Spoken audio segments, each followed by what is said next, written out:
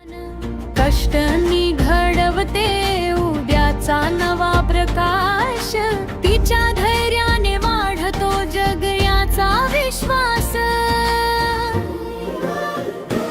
जय हो तिच्या पराक्रमाचा, जय तिच्या स्वाभिमानाचा, तीच शक्ती तीच प्रेरणा या नव्या हिंदुस्थानाचा।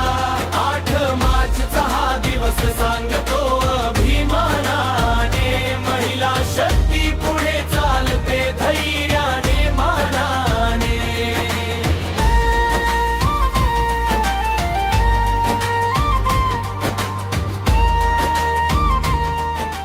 मला असं वाटतं की थोडीफार आयडिया जर तुम्हाला याची असेल की समाजात वावरताना आपल्या मुलांना सुरक्षित वातावरण कसं प्रोव्हाइड करायचं, कसं प्रदान करायचं, तरच आपल्याला या समाजाला खूप सुदृढ करता येईल।